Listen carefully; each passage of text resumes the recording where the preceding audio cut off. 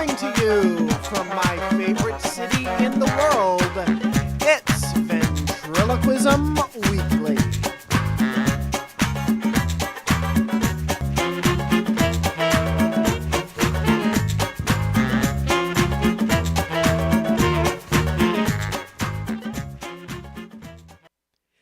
Hello again, everybody. It is great to be back with you this week, and we have a phenomenal guest. I hope you're doing well and you've settled in with your morning coffee, your evening coffee, your newspaper, or whatever you've chose to sit down and listen to us with, because today is a fantastic day, and like I said, our guest is really, really exciting. Jeremy Lepak is a now 19, actually, when we recorded this, 18-year-old ventriloquist from Duluth, Minnesota.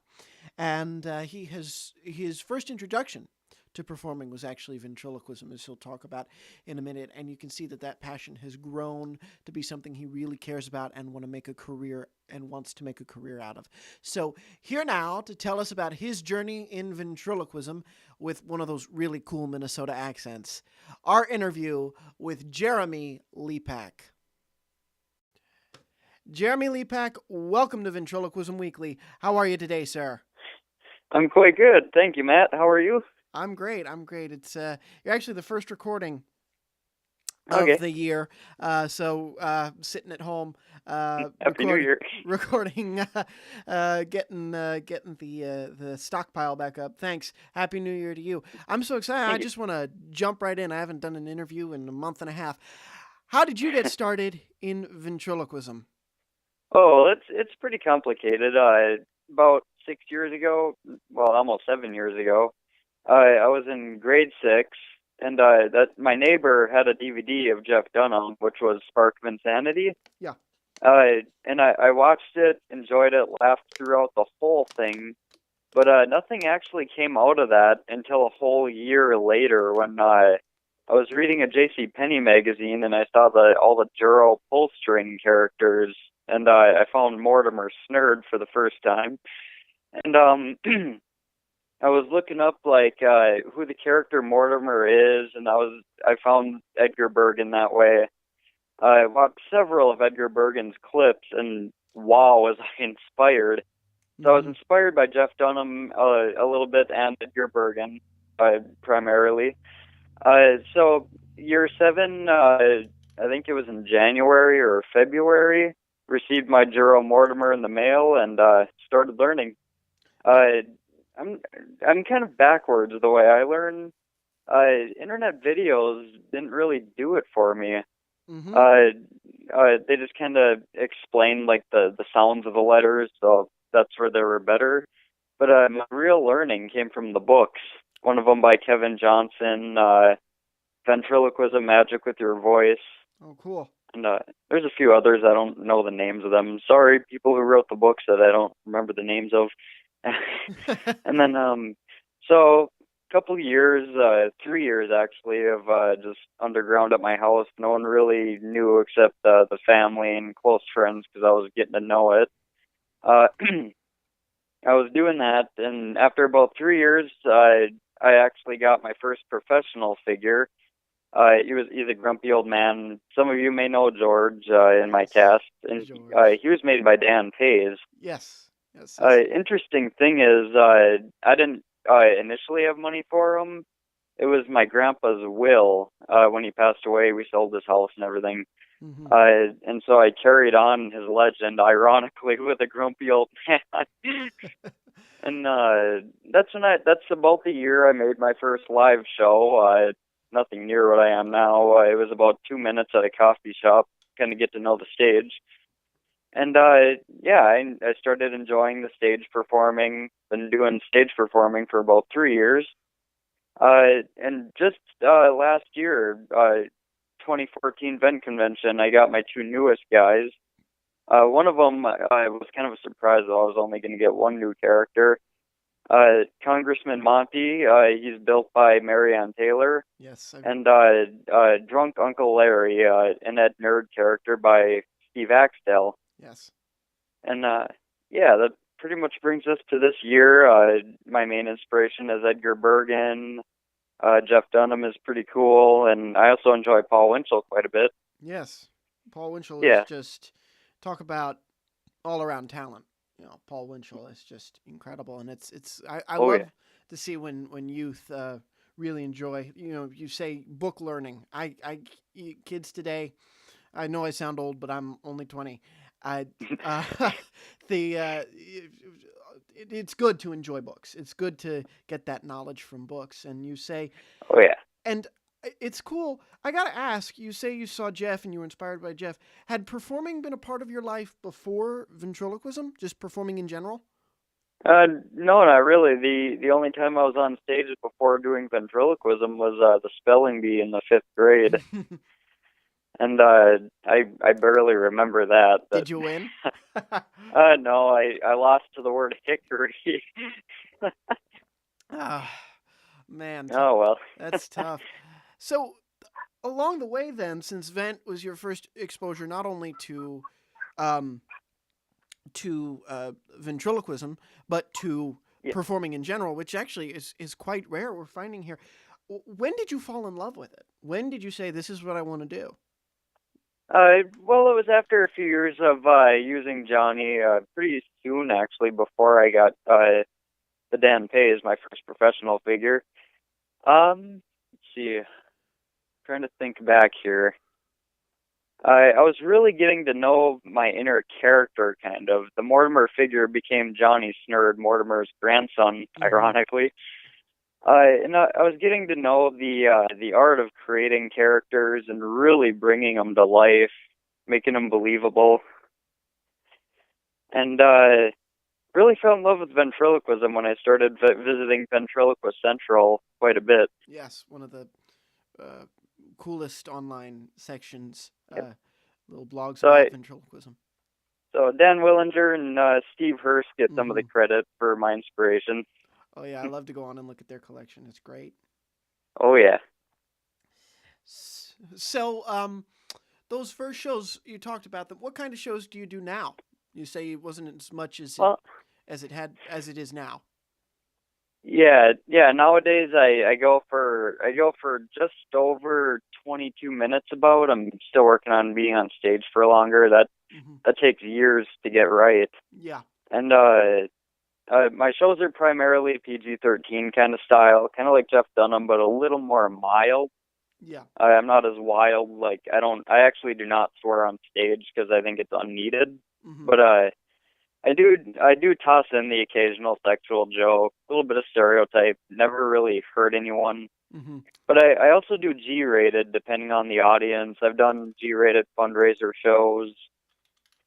And I got a lot of my inspiration as well from the speech team. I was in a speech league in high school, and believe it or not, my speech was the history of ventriloquism when I would take out one of my figures, George the Grumpy Old Man, and both him and I would actually educate people about ventriloquism. And I'm probably one of the few, if not the only, speech people who's actually done that. That's very cool. Yeah, I had public speaking in college, my second semester as a freshman, and I never even had an opportunity to take the puppet in. So that's really cool. I always love when people mix those. And you say, do you prefer one type of audience over the other? And first of all, actually, I should have asked this at the top. We talk about having more youth on this show as one of my New Year's resolutions. How old are you? I'm 18, going on 19. Oh, cool. That's very, very cool. I'm sorry, our phone rang here. I'm in It's my okay. home office. That's very cool. So, yeah, you can get away with more of that PG-13 type of situation. Oh yeah. Which leads into that question of what type of audience do you prefer to perform for? Well, I don't like to pick favorites because then it would cause other shows to be unenjoyable. Right. But my favorites are just generally like slightly older audiences that pay attention, not usually teenagers because they usually look down at their phones sometimes. Yeah. And kids' audiences are pretty attentive too. So when I occasionally do that, I enjoy those too. I actually did a Boy Scout show one time, or actually just Scouts because there was girls too. But I was in front of a campfire using Johnny Snurd and George, and the kids enjoyed it. I enjoyed it. It was a good show.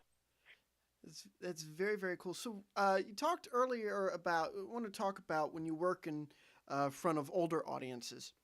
Yeah. This character of George, who you say is a memorial to your grandfather. How does he? How does he work with the older crowds versus when you get him in front of those younger crowds? I'd say the older folks like him more because they can relate to some of his stuff. Younger crowds laugh pretty hard at him too. Hmm. But the older crowd can kind of relate to his grumpiness. He gripes about pretty much anything, like driving on his way to the show. Like for instance, one of my jokes it's about Wisconsin drivers because I live in Minnesota Yes. and right on the border with Wisconsin, and it is a stereotype that Wisconsin drivers drive really slow and dangerously. Not Hmm. all of them do, but stereotypes. Yeah. Here And we so have the Jersey driver stereotype. yeah. And so George usually, hey George, you want to come over here and say in the phone our Wisconsin driver joke? What? George, get over here. Come here. All right, fine. Okay. Okay, here's the phone, George. All right, okay. So he wants me to do the Wisconsin driver joke. Okay. That's my job. So it goes like this. On my way here, I was almost killed in traffic. Here's the phone, Jeremy. All right, really, George? Well, the conditions are kind of dangerous out there, and I know it's pretty icy. Here, George. Yeah, no, it's because the Wisconsin drivers. Here's the phone. Okay. All right, George, thanks. And that's kind of how it goes on stage. I love it. It's great, Because my George. my favorite kinds of jokes to do are those kind of fast redirecting jokes where people are expecting to laugh in a certain way, then you just sideline them kind of with a really good punchline. Yeah, you think because after a while, especially with event routine, there becomes a certain logic to the comedy, and then it's good to kind of break that. Yeah, because the trick is to really you have to keep the audience's attention, and the best way to do that is to keep them on their toes and guessing. Absolutely, absolutely. And so, what are you finding now that you've expanded and you're working on characters like Monty? What ways are you doing for writing for him? Well, Monty is he's like a corrupt politician. Like he's not just a politician; he would actually represent the politician, as I like to say. So I've kind of got him acting a little bit of scandalous on stage toward the women in the audience, Right. and then he makes a marijuana joke, kind of hinting that he uses it, and and then I'm actually planning on something. I haven't thought of any jokes for it yet, but something where he can come out on stage at the same time as George, and they could actually politically bicker at each other. That'd be great. That'd be great. Or you could keep George in the trunk. You could Yeah, keep George in the trunk and do the voice. That'd be yeah, fun. and I'm not new to the suitcase voice either. I enjoy doing that too. Yeah, that can be fun. I just, it's funny. You talk about getting up there with stage time. It takes a while. It takes a while. Oh yeah, I just this winter working on a show that I actually have this weekend. Talking in real time as we're recording this now, that I have this weekend. Um, I just discovered that I do over an hour when before yeah. I was right around 50 minutes. So and I've been doing this since high school. So you're right there with and it's an hour for me of magic invent. So you're right there with 22 minutes. That's nothing to shake a stick at. That's really good. Oh yeah. Yeah, I mean, it takes years to master, and I mean, you can only get better at it. Yeah. You're not going to suddenly wake up and be bad at it. Experience it makes you better. Even when you have a show that doesn't go right. I mean, everybody, even me, sometimes we have those shows. Sometimes where the Of course. audience is really dull, Mhm. but it's a learning experience, and that's kind of how I learned to grab their attention. Yeah, exactly. And so how are you finding that these audiences and this is just my curiosity as a young man, as somebody who's just an adult now, how are they responding to humor that isn't exactly squeaky clean? It's pretty positive, especially where I live. Mm-hmm. A lot of the people where I live, actually, their favorite types of jokes are like the drinking jokes and such. Yeah. Because for some reason, maybe because it's cold, where I where I live, drinking's a pretty big thing where I live, and so drinking joke. I go by demographics quite a bit. Yeah. I try to find some we can relate to, and I've always kind of known that my city and the city next door across the lake, we all kind of have a drinking thing, a thing for drinking, and Careful what you say there, Jeremy. You are 18. Yeah. I'm not old enough yet. Yeah, no. I kid, I kid. But yeah, no, I get it. I get it. It's funny. In New York, when you're doing the clubs, you have those 2 drink minimums, and it can get pretty interesting. And Oh yeah, you make reference to it. So it's great. I know exactly what you mean. even sometimes when George comes out on stage, if I'm doing any kind of show where it's in a venue that it does beverages, Hmm. George will come out on stage and sometimes he'll say, "Is everyone good and drunk yet?" Yeah, that's a good line. That's a good line. That's great. So I want to move to the last question because that's a great segue into it. What do you want to Uh, see from ventriloquists? What do you think our generation um, needs to do with this art form? just keep on going with it. Don't stop doing it. Never give up. I learned that the hard way when I quit baseball years ago. That's actually what inspires me as well to keep going. Pretty much don't give up. Try to find your niche. Find a really unique character that you can make your main character, and really just come out on stage with a lot of energy. Don't ever look depressed coming out. I've seen that happen. Hmm. And pretty much it. And then your other characters also have to have a lot of character to them. You may have a main, but don't ignore your other characters. Exactly. Uh, Exactly. yeah, They have to have everybody deserves equal attention. yeah. And I ordered an Albert Alfaro figure, and he's going to be an upcoming cheeky boy type of character, but with kind of like a nerdy twist to him. Cool. So I like to believe, this is just my opinion here, if you have a cheeky boy, try to create like an original twist. Hmm.